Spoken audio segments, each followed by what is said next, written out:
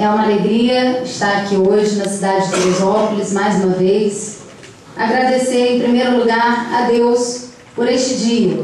Hoje é dia de ação de graças. É dia de agradecermos a Deus por todas as coisas que tem feito em nossas vidas. E é muito bom, num dia como esse, ver sentado e sendo homenageado aqui na mesa um pastor, o pastor Israel, e o padre Tiago. Porque às vezes as instituições elas nos separam, mas o Jesus Cristo ele nos une. Então é muito bonito ver o que está acontecendo hoje aqui nessa mesa e que esse espírito de unidade possa nos ajudar a construir uma nova Teresópolis depois de tantas tragédias que nós sofremos aqui. Eu digo nós porque mesmo quem não é de Teresópolis sofreu muito com isso. Essa foi uma tragédia que abalou todo o país. Eu estive aqui primeiramente como cidadã, prestando a minha solidariedade junto com outras pessoas que também vieram do Brasil inteiro para deixar as suas doações, a sua solidariedade aos familiares, e posteriormente como uma representante do poder público.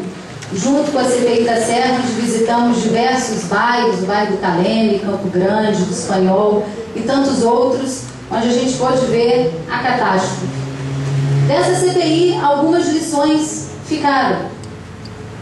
Primeiro, a lição de que por trás dessa tragédia, que foi uma tragédia natural, tivemos também uma tragédia ainda pior, que foi a tragédia por trás da tragédia, que foi a tragédia da corrupção, do mau uso do dinheiro público, a tragédia dos desvios de doações. E nesse ponto essa Câmara foi muito corajosa ao afastar da Prefeitura aqueles que não tiveram respeito com a população e com o dinheiro público no momento tão importante, tão necessário, um momento em que todo mundo se solidarizava. E nós vimos aqui uma atitude dos agentes públicos realmente lastimável.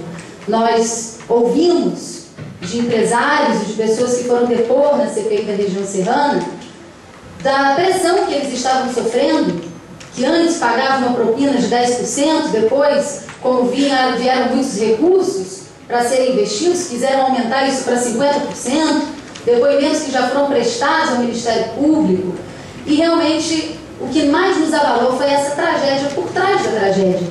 Porque às vezes o que é natural a gente não tem como evitar, mas o mau uso do dinheiro público é algo que a gente deve combater no dia a dia. Por isso nós encaminhamos esse relatório ao Ministério Público Federal, ao Ministério Público Estadual, à Controladoria Geral da União, solicitando providências. Porque às vezes a gente não pode fazer tudo, né? A nossa função é levantar e pedir que os encaminhamentos sejam feitos por quem de direito.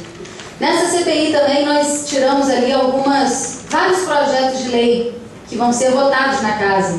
Um desses projetos é o que cria o Fundo Estadual da Calamidade Pública. Esse projeto está para ser votado na Assembleia Legislativa e é um projeto importante porque agiliza, né, dá mais agilidade ao governo, é um instrumento a mais de agir na hora da dificuldade, não só em tragédias como essa, mas em outras cidades também. Agora nos reunimos, né, posteriormente, estamos discutindo agora o orçamento para o ano que vem e fizemos o que podemos fazer, porque às vezes nós que somos parlamentares, eu tenho certeza que os vereadores se sentem da mesma forma, às vezes a gente se sente um pouco de mãos atadas, porque a função de realizar é do Executivo, não é do Parlamento. Então às vezes nós somos cobrados, nós queremos fazer mais e nós não podemos. Então o momento que a gente tem para isso é na discussão do orçamento, onde a gente tenta aprovar as propostas e fazer com que elas sejam executadas pelo Poder Executivo.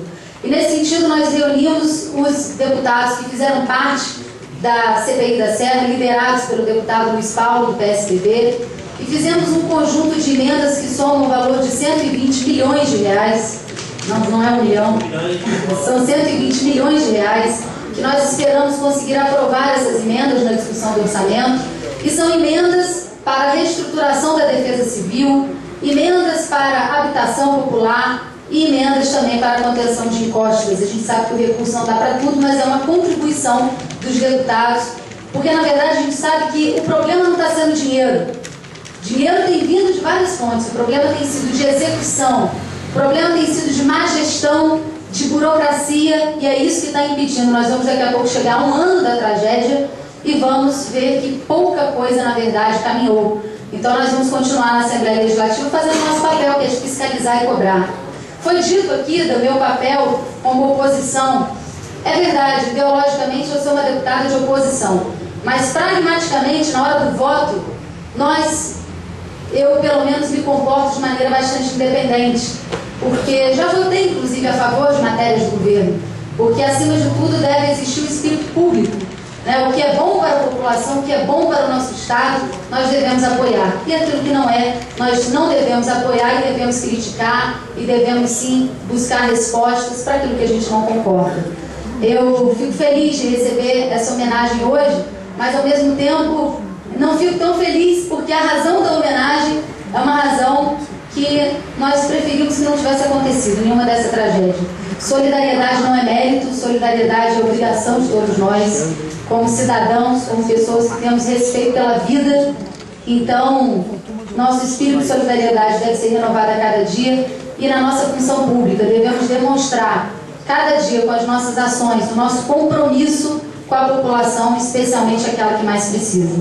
Muito obrigada a todos os vereadores, obrigada pela oportunidade de estar aqui hoje, jamais deixaria de vir, porque queria agradecer de maneira especial ao presidente Cleiton Valentim, que propôs essa homenagem. Queria agradecer também aqui a presença de diversos representantes do meu partido, o Partido da República, cumprimentar o pastor Jeremias, que também se encontra aqui, desejar a todos uma boa noite e que nós possamos realmente lutar para combater o mau uso do dinheiro público, para combater a burocracia, para que as famílias que ainda necessitam tanto, e a própria cidade, que precisa de obras de infraestrutura tão grande, possa realmente sair desse momento de sofrimento, que já vai fazer um ano, e possa realmente voltar aos seus dias de alegria, voltar a economia do turismo a funcionar normalmente, como deve ser. Então, muito obrigada a todos, uma boa noite. Fiquem com Deus.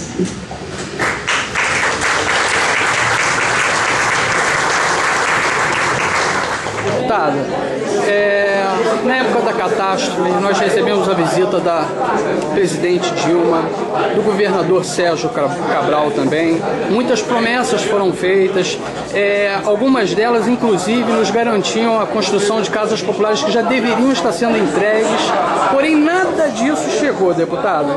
A senhora que está lá é da oposição, acompanha todo esse trâmite de perto. Eu queria saber da senhora a respeito desse fato. É normal esse tipo de coisa acontecer ou existe algum tipo de política imperando nesse assunto? Eles estão segurando esse tipo de ajuda esperando o ano eleitoral? Como é que a senhora vê essa situação? Olha, de fato, nós sabemos que existe uma grande dificuldade em se cumprir o que foi prometido para a região serrana. Nós temos batalhado, nós que somos da oposição, junto a isso, para que as promessas sejam cumpridas, para que os recursos venham. A gente sabe que a burocracia do Estado está emperrando muita coisa. Nós cobramos isso, inclusive, do vice-governador Luiz Fernando Pezão, e sabemos também que a má utilização dos recursos públicos, a corrupção, as denúncias que foram feitas não só de Teresópolis, mas de outras regiões, de outros municípios aqui da região serrana, que abriram diversos inquéritos no Ministério Público Federal, também dificultam a vinda de recursos, porque na medida em que se denuncia que esses recursos estão sendo utilizados de maneira errada, acaba se bloqueando a vinda desses recursos, mudam os agentes políticos. Teresópolis em especial sofreu muito, porque a Câmara, de maneira bastante correta, afastou o prefeito. Depois veio um novo prefeito que seria a esperança da cidade, que seria o Robertão, e que infelizmente o destino não permitiu que ele concluísse o seu trabalho.